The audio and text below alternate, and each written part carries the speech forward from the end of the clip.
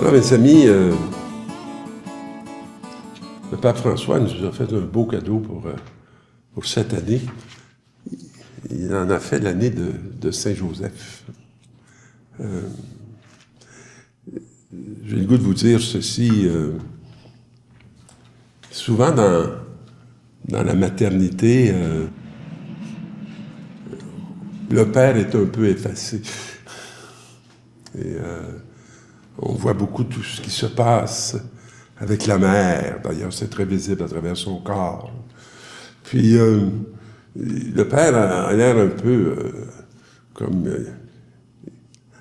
absent, inutile. Alors que son rôle est tellement prépondérant à lui aussi.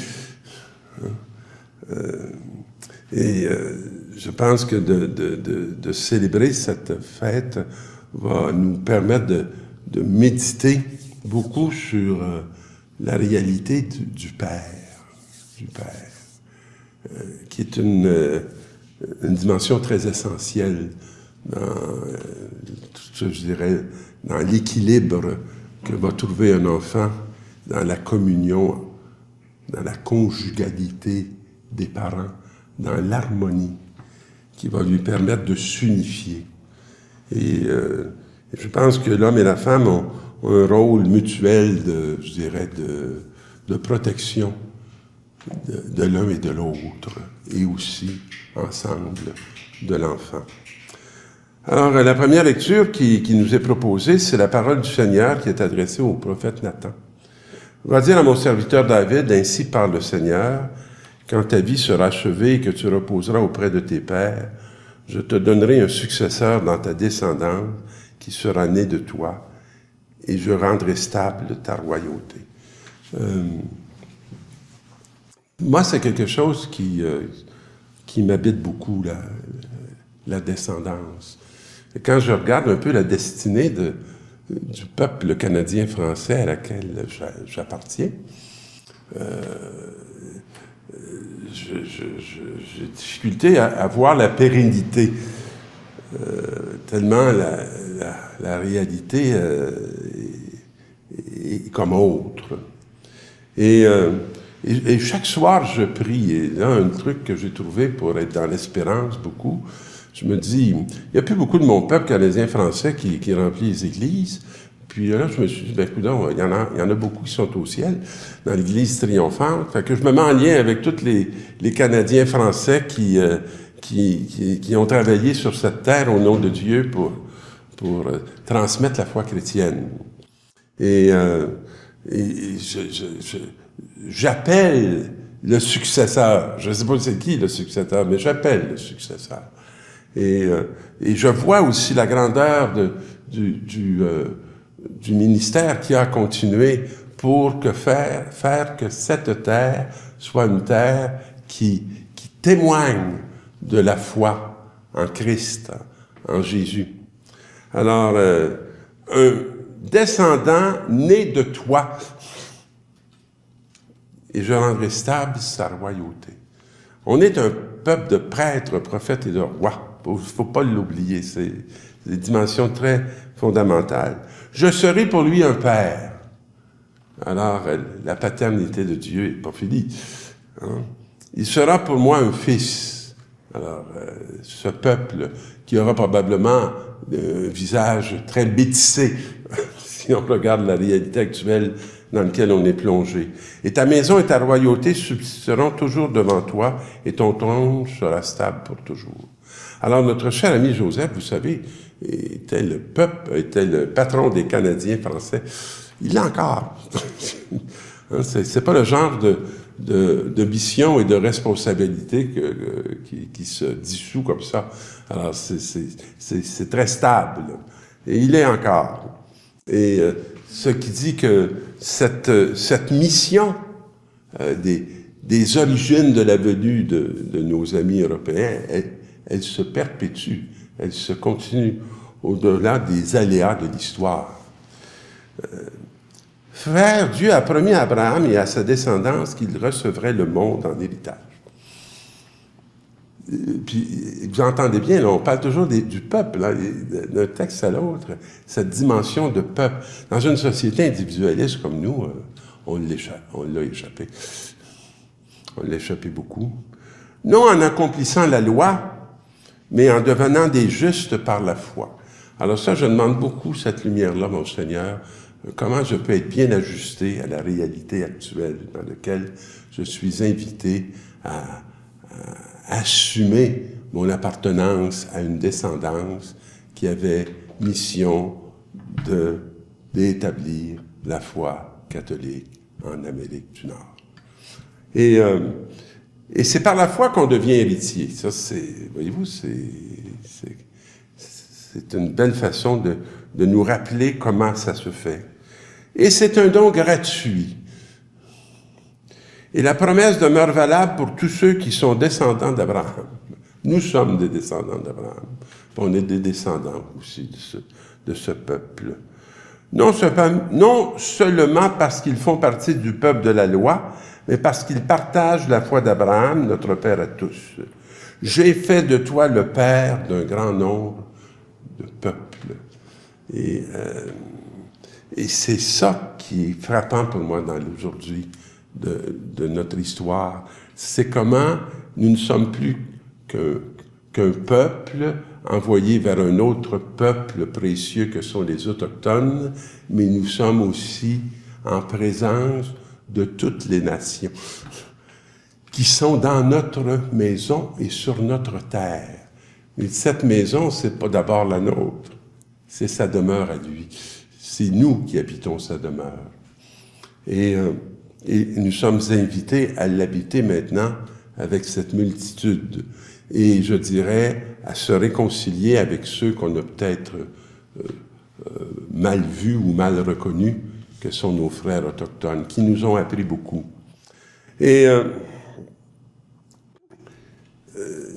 il a cru. Ainsi, il est devenu père d'un grand nombre de peuples selon la parole du Seigneur. Et ce qui justifie, ce qui fait de nous des justes, c'est de croire.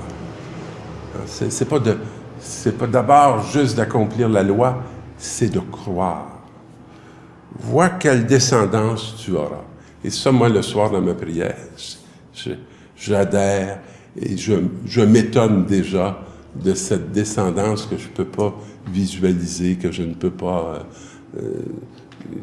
concevoir, mais je sais qu'elle va être là par la grâce de Dieu. En raison de sa foi, Dieu a estimé qu'il était juste. Et c'est pour ça que je suis très heureux qu'on ait cette année avec Joseph, l'homme juste. Et j'aime beaucoup, on l'a déjà dans la première phrase, Jacob engendra Joseph. Alors on sait très bien qui a engendré Joseph, c'est Jacob. C'est dit Clément, l'époux de Marie. Ah tiens, on vient d'ajouter une autre dimension, c'est l'époux de Marie. Et de laquelle fut engendré Jésus, donc verbe passif, j'aime toujours le rappeler. Tant qu'on prend un verbe passif, c'est pour dire que ce n'est pas le sujet qui fait l'action, que l'action, on me disait quand j'étais à l'école, était subie. Et elle est subie de Dieu qui engendre Jésus à travers Marie, que l'on appelle Christ. Et voici quelle fut l'origine de Jésus-Christ. Là, on a besoin qu'il nous en parle parce que c'est pas dans nos catégories habituelles. Et elle avait été accordée en mariage à Joseph. Et avant qu'ils aient habité ensemble, elle est enceinte par l'action de l'Esprit Saint. Joseph, son époux, qui était un homme juste, ne voulait pas la dénoncer publiquement et décida de la répudier en secret. Alors, c'est comme si Joseph hésite à prendre la place de Dieu. Il y a quelque chose qui lui échappe. Il y a quelque chose qui n'est pas clair. Il avait formé ce projet, voyez-vous.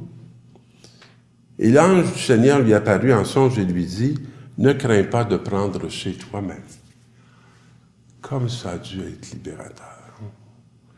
De prendre ta place, ton épouse. ton épouse. Elle qui est aussi l'épouse de l'Esprit Saint, mais qui n'en est pas moins ton épouse. L'enfant qui est engendré en elle vient de l'Esprit Saint. Alors, il n'y a aucun doute sur la qualité de l'enfant. Aucun. Elle mettra au monde un fils auquel tu donneras le nom de Jésus, c'est-à-dire le Seigneur sauve. Le Seigneur confie à Joseph d'être le protecteur de ce grand mystère qui se joue au cœur de la Sainte Famille. Et c'est lui qui sauvera son peuple de ses péchés. Alors, moi je dis, quand j'ai entendu l'appel à devenir le père de mon fils Claude, j'ai été troublé intérieurement, en me demandant si c'était ma pensée ou si c'était l'appel de Dieu. En me demandant qu'est-ce que mon évêque dirait, parce que j'étais déjà prêtre.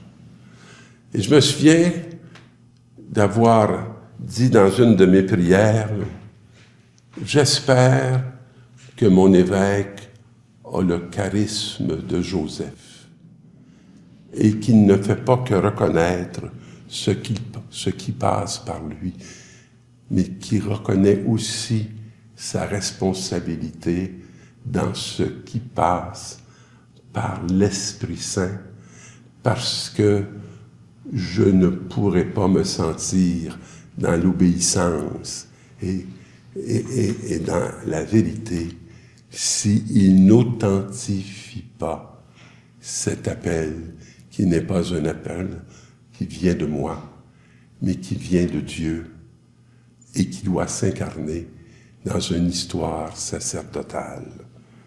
Et mon évêque a confirmé que cet appel était bien celui de Dieu.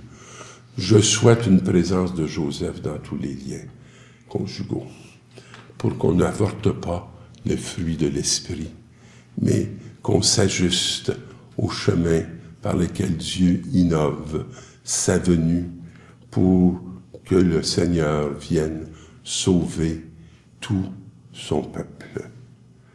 Alors, mes amis, bonne année de Saint-Joseph et qu'il vous comble de ses grâces.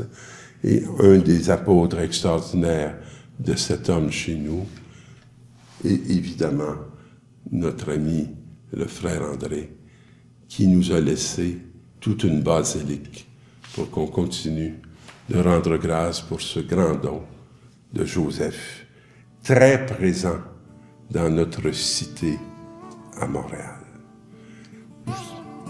Belle année pour faire des pèlerinages à l'oratoire. Amen.